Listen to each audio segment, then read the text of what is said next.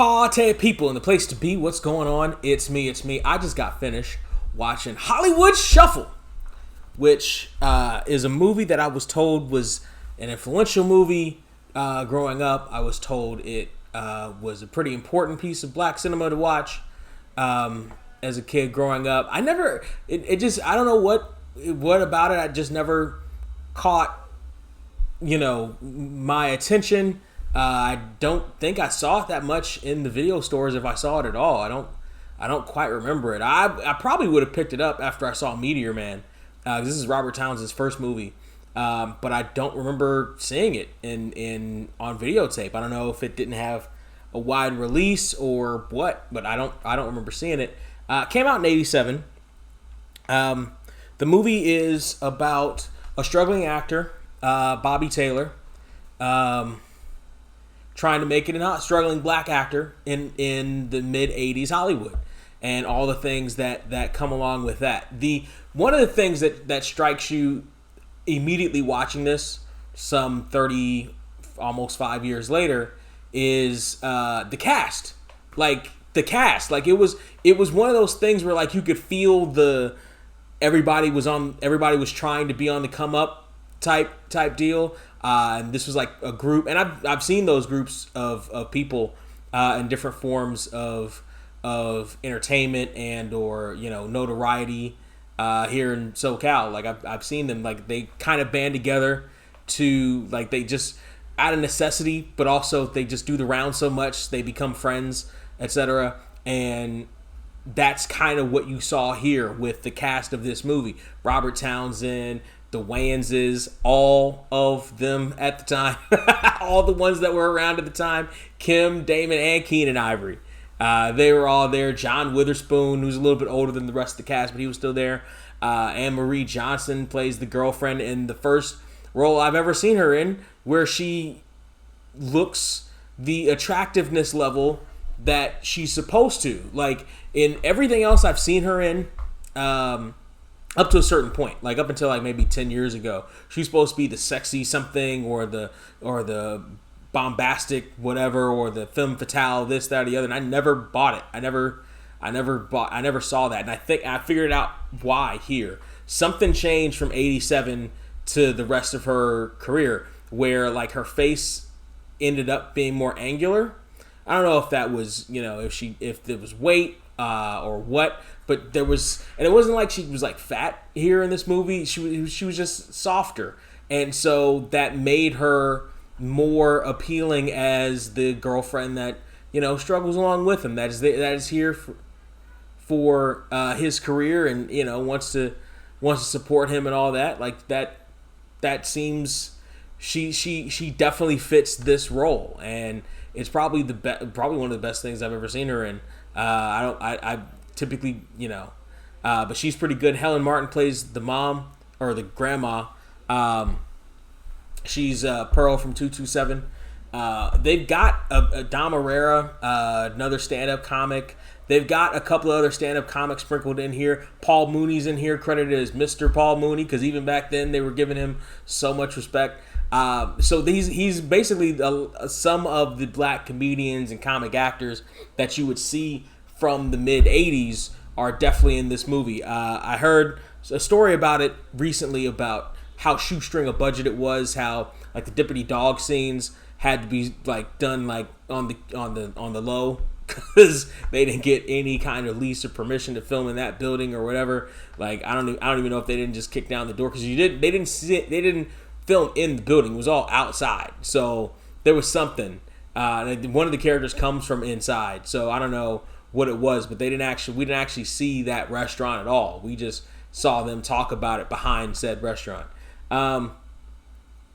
This movie is very much the blueprint of Robert Townsend's work that I've seen from him. Meteor Man, Parenthood. It's the storyline of the movie of the struggling black actor and him trying to figure out the roles that he wants, and he's up for this role that is considered to be big at the time for an actor like him, and but it's very stereotypical. It's a pimp, it's a 70s style pimp, and he doesn't want to play that, and he's struggling mentally with the roles Hollywood has for black actors at the time versus just wanting to act at all and have any kind of thing, and or striving to do something better than what's offered to them. That message is my other video just finished. That's just very a very interesting idea to discuss. And we'll talk about that a little bit later. The style of Robert Townsend, though, definitely shines in this movie. That storyline is very good, but it takes a back seat to all the other tangents we take in the course of this movie. In the 80 minutes that we have with this movie, there are a lot of sketches. Not a lot, but they're they're not necessarily a lot, but they're longer sketches. Like Robert Townsend had this thing in The Parenthood where his character would go off on these tangents and he would imagine things in his head. Just the worst case scenario, if somebody, said, I'm gonna what would the world be like with no sisters? He would, no sisters, and he would and he would imagine this little sketch with no sisters as the premise, and it didn't land as well to me back then as a kid, and it's like I've seen some episodes again recently. It still doesn't land like the way he pulled them off then. Didn't land with me. Here in Hollywood Shuffle, I can see there's slightly more edge to some of the sketches. Some of the sketches here, some of the words, the language in the sketches here. Obviously, he's not on primetime television anymore, but it's still got this Robert Townsend-ness to it, which I gotta be honest, to me, he's always been kind of corny. Like he's always, and this proves it. Like this is his first big thing, and this was kind of corny. Some of the parts of the sketches. Some of the parts of the sketches weren't. Like some of the parts of the sketches, like I don't know if those sketches were written entirely by Townsend or if the sketches got input from some of the other comedians that were in the cast. If everything written on the thing was all him, or if there was some patchwork tossed in by Keenen Ivory or Damon or somebody. Keenen Ivory's probably got the funniest sketch, or he's in the funniest sketch where he plays Jerry Curl. And every time you cut back, and Robert Townsend holding his activator, and every time you cut back to Keenen Ivory, his hair's drying out faster and faster and faster. He has his Jerry Curl out to here, and then the next time you see it, it's super wet. Next time you see it, it's completely dry, but it's still out to here. Then it keeps shrinking and shrinking and shrinking. That was pretty funny. That was pretty funny. And it was at the end of sketch that I would otherwise say was pretty effing long. Like at that point, it reached a point where I was like, all right, is this wrapping up? Because I kind of, because here's what made the sketches seem long to me. I wanted to get back to the main story. I wanted to get back to Bobby Taylor. I didn't necessarily want to stay in the fantasy world. I wanted to get back to him and see what conflicts or what was happening with him. I liked him as a character. I didn't necessarily always like these cutaways, or if I did, if they started to like them, or they had some kind of setup that seemed to work, or some nugget of interest in them. At a certain point, it's like, okay, it's all right, running a little long now. Like we can kind of, we can kind of cut this out. This is running on minutes now. The joke, I get the joke, and okay, this world is pretty cool, but again, I want to see Bobby Taylor. I want to see his ups. I want his actual ups and downs. You know what I'm saying? Like, I feel, and I can understand why he probably wanted to do that. Again, he's got a lot of comedians on this. He was a comedian at the time.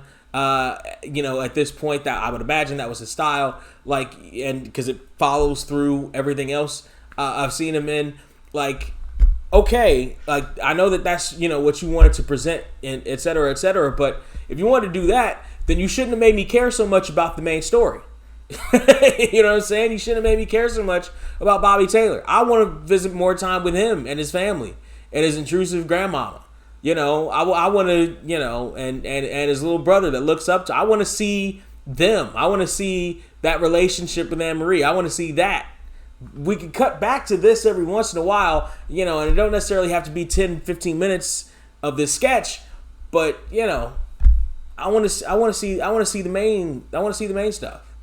And if there was, that's probably the biggest weakness of the movie. Honestly, that's probably the biggest weakness. And it's ironically one of the strengths because I like the actual characters so much, and I want to see what they do. That's, you know, it's a backlash of actually having a strength in the movie. Helen Martin plays the nosy grandma, and she's trying to, you know, tell Bobby Taylor go get a, you know, as the other old folks usually are about kids with dreams that don't involve a ball. You know, there's good jobs, good government jobs. You can do this, you can go to the county, you can do this, that, or the other. Her reasoning is different, and I like that. Later on in the movie, we find out what her reasoning is. Her reasoning is because she doesn't want him on screen playing a white characterized 70s, 80s version of a pimp or a drug addict, or, you know what I mean? Like she didn't want that over stereotyped role for her grandson to perpetuate. You know, she wanted him to if he was gonna do it, she wanted him to do it at a higher level. That was, you know, that came from a place of caring. That didn't come from a place of just being the mean old person who never had no dreams. It wasn't about the dreams. It was about how Robert was going to have to perpetuate that dream for what audience and doing what. I like that. The little brother wasn't annoying. He was a cute kid. You know, it's very easy in the 80s to get an annoying kid. A saccharine, annoying kid. They seem to be everywhere. Very, very easy. He didn't get that. He got a relatable, cute kid. Great casting. Again, the casting really works. And again, the main story works. Like I said, that Dick Tracy gimmick was probably the best sketch of the thing. In the end, he ends up getting the role, but turning it down at the thing as he sees, you know, it's kind of stereotypical, but I guess not so much at the time. Where now, you know, his girlfriend, his grandma, and his little brother came to watch him in the scene, and he just can't do it. He's looking at the disappointment in their faces, and he, you know, gives a slight speech about, you know, he just can't do it, and they immediately shuffle him off the the set. And then the next thing we see him is him getting ready to play a postman at a post office commercial, because there's always work at the post office, is the line that keeps repeating itself here in the movie. And that's the line that he ends the movie proper. Then he comes back and has this end credit scene, which is pretty good. The final dance number at the end, really good. Really good. I'm sitting there like, wow, this... Like, at first I'm like, it's going to be a goofy little whatever. And then at a certain point, like pretty early on, like after Dom Herrera comes in and does his lines, but then keeps dancing all around them and everybody else is dancing, I'm like, wait a minute. When did this become a really good dance number at the end of this movie for no reason whatsoever? Yeah, so the Hollywood Shuffle definitely has a lot of strengths. The weaknesses there aren't a lot of them is cumulatively. They just appear on the screen more often than I'd want them to, i.e. the length of the sketches. Like the movie thing didn't have to go as long as it did. The black acting school was timed about right. But the other ones I feel, and it almost felt like they were, after like the third one, I was like, do they need to fill time? And I'm looking at it, it's 82 minutes. Yeah, they needed to fill time. yeah, they needed to fill time. But overall, out of 15 and there's a really good, I can't leave without saying this. There's a really good scene where Robert Townsend goes to visit his barber, and his barber gives an impassioned speech about not giving up on your dreams. He was almost a contender one day, and he wants Bobby to do it. That was pretty stupid, inspirational. Like that was pretty stupid, inspirational. That was like, damn. Like now I want to go and conquer whatever my dreams. One day, again, for some reason, like now that stupid speech gave me the itch to go back and do some shit. Like that was really, really good. Again, so there were definitely some really good parts. So out of $15, I would say Hollywood Shuffle is probably, I'd say,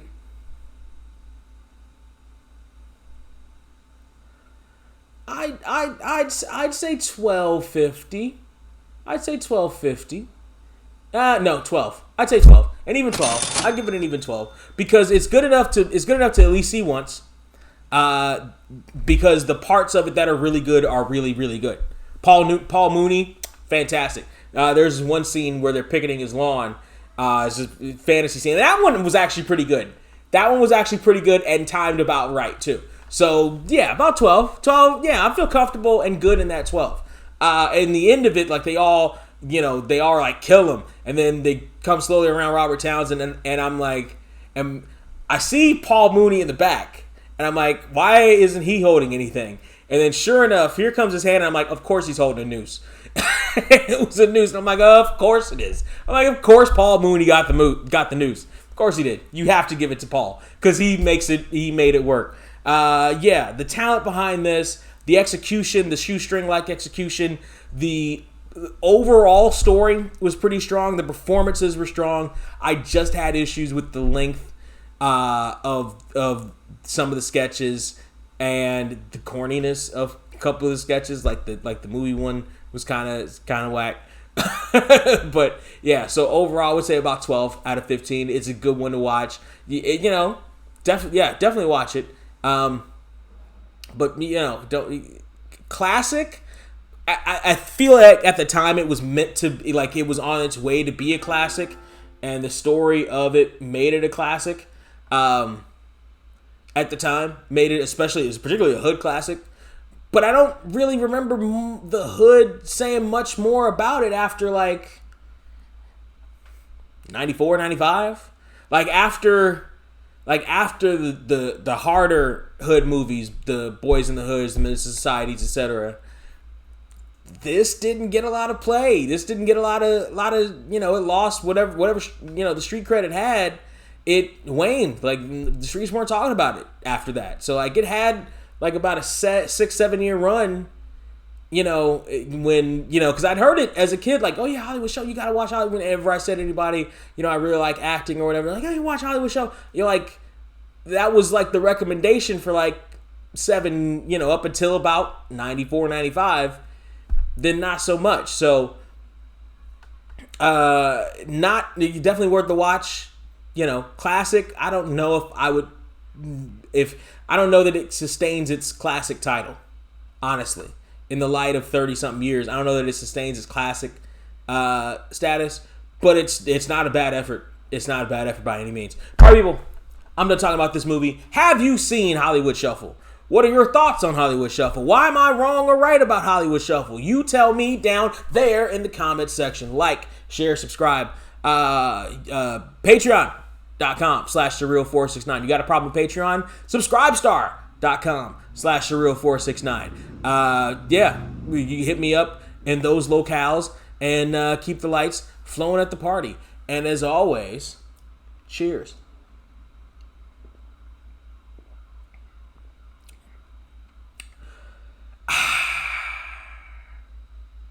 I'm a nice guy, I'm a nice place, with a nice smile on my nice face. Turn your back and I'm making sure my night's straight. And when you're out of town, I'll be making sure your wife's straight.